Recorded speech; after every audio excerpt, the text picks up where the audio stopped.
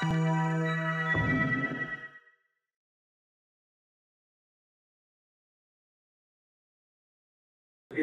শুভেচ্ছা জানিয়ে শুরু করছি।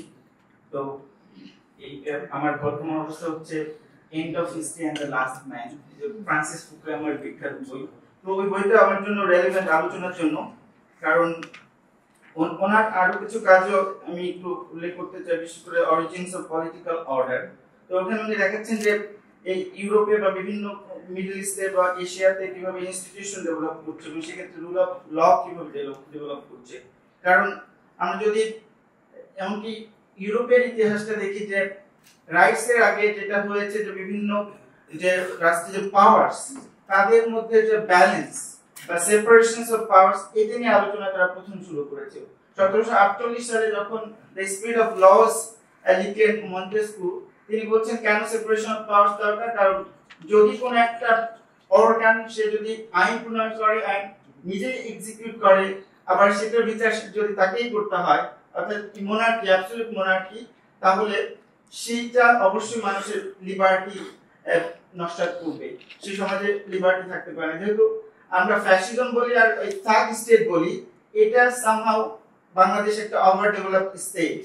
এখানে রাষ্ট্রটা মাথা ভারী, কিন্তু সমাজের সাথে যোগাযোগ নেই, এবং এই যে রাষ্ট্রের যে ক্ষমতা, এর ফলে নাগরিকের অধিকার ক্ষুণ্ণ হচ্ছে। এবং এই জন্য আমি যেটা মনে করি, আমি এই দায়রাতে আসার আগে আমি দায়রা আদালতে ছিলাম, দায়রা আদালত থেকে দায়রাতে আসা এই জার্নিটা, মানে আদালত খুবই ইম্পর্টেন্ট। এখানে আদালতের বলা হচ্ছে যে আলাদা সেশন করা হবে, কিন্তু পাওয়ার স্ট্রাকচারে আদালতকে বাদ দিয়ে কোনো আলোচনাই হতে পারে না।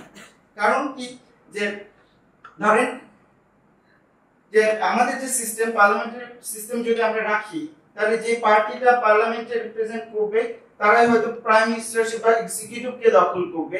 তার মানে দেখা যাচ্ছে একই গ্রুপ তারা আইন তৈরি করছে এবং আইন যাকে বলে এক্সিকিউট করছে, কিন্তু তারা যদি কোন মানুষের অধিকারকে ভায়োলেট করে, তাহলে মানুষের যাবার জায়গা কোথায়? সাধারণ মানুষ যেটা হচ্ছে 5 বছর পর পর রিপ্রেজেন্টেটিভ ডেমোক্রেসির একটা সমস্যা হচ্ছে, 5 বছর বা 4 বছর পর পর আমরা আমাদের মতামত দিতে পারি, কিন্তু রাষ্ট্রকে, সরকারকে আমরা জবাবদিহিতার আওতায় নিয়মিত রাখতে পারি, সেটা যদি হয় জুডিশিয়ারিকে আমরা কার্যকর এবং তার ইন্ডিপেন্ডেন্স এবং তার ক্ষমতাকে আমরা সুরক্ষিত রাখতে পারি, তাকে আমি প্রতিদিন নানা উপায়ে আমি তাকে জবাবদিহিতার আওতায় আনতে পারি। তাছাড়া গণতন্ত্রের নানা মানে পরীক্ষা নিরীক্ষা তো চলতে থাকবে এবং গণতন্ত্রের মানে ধারণাগুলো বিকশিত হবে।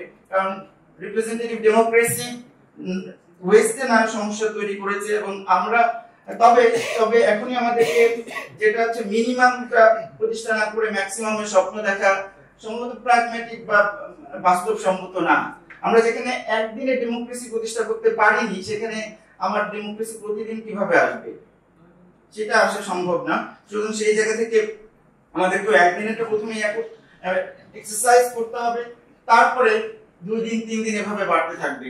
এবং যেটা হচ্ছে যে এই পার্টির মধ্যে ডেমোক্রেসির কথা এসেছে, কিন্তু আমার কথা হচ্ছে এটাও ডিগনিটির সাথে রিলেটেড। আমার সমাজে কি এখনো একদম, আমি যদি বলি যে মানবিক মর্যাদার চেয়ে এখনো বংশ মর্যাদা, মানে খানদানি পরিবার থেকে আসছে, এইসব কথা আমরা বিভিন্ন লিটারেচার, এমনকি আলোকিত মানুষ গড়ার যে কারিগর, মানে বিশ্ব সাহিত্য কেন্দ্রের মানে হুমায়ুন কবিরের একটা বই ছিল বাংলার কাব্য, ওখানে লেখা আছে উনি খানদানি পরিবার থেকে আসছে। তো আলোকিত মানুষরা যদি খানদানি পরিবার শব্দগুলো এখনো ব্যবহার করেন, তাহলে সাধারণ মানুষের মধ্যে বংশ মর্যাদা ইত্যাদি ব্যাপারগুলো কতটা গেড়ে আছে সেটা আমরা বুঝতে পারি। সুতরাং সামাজিক ওই জায়গাগুলোতে কাজ করা ছাড়া এবং ওখানে সামাজিক একটা গণজাগরণ তৈরি করা ছাড়া আমরা এই কয়েকজন মিলে এখানে বসে খুব বেশি কিছু করতে পারবো বলে মনে হয় না। এবং আমাদের ওই জায়গায় যেতে হবে, জনস্তরে মানুষের চিন্তা ভাবনাকে আমরা কিভাবে মানে আলোড়িত করতে পারি। মানুষ, তার মানে এই না যে আমরা খুব শহর থেকে আসছি আমরাই জানি শুধুমাত্র মানুষজনের মধ্যে চিন্তার মানে স্ফুরণ নেই, সেটা না। আমরা শুধুমাত্র তাদেরকে ওই মানে 1969 সালের গণ অভ্যুত্থানের প্রেক্ষাপটে মাওলানা ভাসানী বলেছিলেন যে আমি একটু ঘুরে লাগিয়ে দিয়েছি, পিঁপড়া এসে সমস্ত কাজ করে দিয়েছে। তো আমরা বড়জন ইন্টেলেকচুয়াল হিসেবে ওই একটা মানে স্পার্ক তৈরি করে দেয়া বা একটু গুড় রেখে দিতে পারি আমরা, বাকিটা সাধারণ জনগণই করবে। যেটা হচ্ছে এই ইকুয়ালিটি মানে প্রশ্ন, এই মর্যাদার প্রশ্নটা কিন্তু আমাদের বৈষম্য বিরোধী আন্দোলনের ক্ষেত্রেও ছিল। যদি আমাদের বিচার বিভাগের আলোচনা এই কারণেও প্রাসঙ্গিক যে যদি এই কোটা যে রায়টা দেওয়া হয়েছিল সেখানে যদি অ্যাফার্মেটিভ অ্যাকশনটাকে মানে অ্যাফার্মেটিভ রাইটস কে বা পজিটিভ ডিসক্রিমিনেশনকে যদি রাইটফুলি রাইট ওয়েতে ডিল করা হতো তাহলে তো মানে আমরা আর পিসফুলি কোটার ব্যাপারটা সমাধান করতে পারতাম। অবশ্যই এটা ভালোই হয়েছে, কারণ আমরা বৃহত্তর স্বপ্ন দেখতে পারছি, মানে সেটা পারতাম না হয়তো। সেদিক থেকে ভালো হয়েছে, এটা একটা ব্যাপার। আর যেটা হচ্ছে এরপরে আসি যে এটা আমাদের ইএসসি রাইটের প্রশ্ন আসছে, ইনফোর্সিবিলিটির ক্ষেত্রে বলা হলো যে রিসোর্সের একটা ব্যাপার আছে। এই কোটা বা যুক্তিটা আমাদের জনপরিষদ বিতর্কে কামাল হোসেন দিয়েছিলেন যে আবার বাংলাদেশ রাষ্ট্রের রিসোর্স নেই, সে এই মুহূর্তে এনফোর্সিবল করতে পারবে না। তবে এই এনফোর্সিবিলিটির প্রশ্নে তাজউদ্দিন আহমেদ ইন্টারেস্টিং প্রশ্ন তুলেছিলেন যে এই যে রিকশাওয়ালার উদাহরণ দেওয়া হলো, রিকশাওয়ালাকে এনফোর্স করার জন্য তার রিড করতে পারবে কিনা, তার আইনজীবী পোষার সক্ষমতা আছে কিনা, সেই প্রশ্ন তুলেছিলেন। সুতরাং আমরা বিচার বিভাগকে অবশ্যই আমার জন্য গুরুত্বপূর্ণ, কারণ এবং এটাকে জনগণের কাছে অ্যাক্সেসিবল করা, অ্যাক্সেস টু জাস্টিসের প্রশ্নটা আমাদেরকে অ্যাড্রেস করতে হবে। তাহলে অনেক সমস্যাই আমাদের সমাধান হবে, কারণ এখানে বিল অফ রাইটস কম আছে কি বেশি আছে, বেশি থাকলেও কোনো লাভ নেই যদি যদি রাইট আছে কিন্তু রেমেডি পাবার উপায় নেই। যদি এরকম একটা অবস্থা হয় তাহলে সুন্দর সুন্দর কথা বলে লাভ নেই। আমাদের সংবিধানেও যদি পজিটিভ প্রোগ্রেসিভ ইন্টারপ্রিটেশন জুডিশিয়ারি দিতে পারতো তাহলে এই সংবিধান তো মোটামুটি এই ধরনের বিল অফ রাইটস নিয়ে তো ইন্ডিয়া বেটার পারফর্ম করেছে in terms of democracy and human rights. কারণটা কি? এই জুডিশিয়ারি।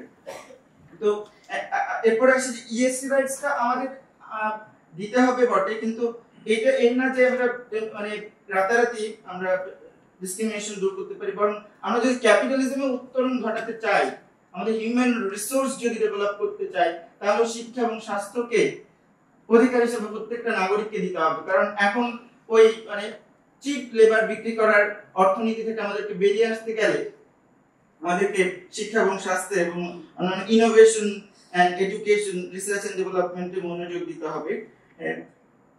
এবং সেই দিক থেকে আমি কিছুটা শেষের দিকে এখন আমি একটু বিভিন্নভাবে আমরা পয়েন্ট সামারাইজ আলোচনা করছি। I think I got your point on judiciary and judiciary significance.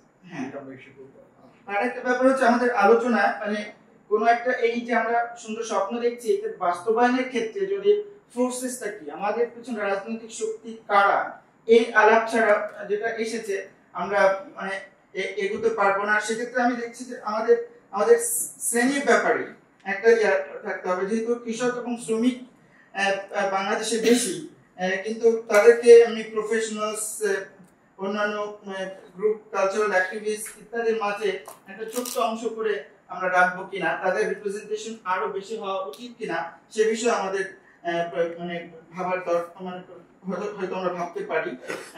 তবে শ্রেণীর এই বৃহত্তর অংশ ছাড়াও আমি যদি বলি যে ফুকুয়ামার মতে আমি লিবারাল ডেমোক্রেসি প্রতিষ্ঠা করতে পারি আপাতত, তাহলে আমি শুকর আলহামদুলিল্লাহ বলবো, তারপরে হয়তো ইতিহাস আগাবে। ধন্যবাদ।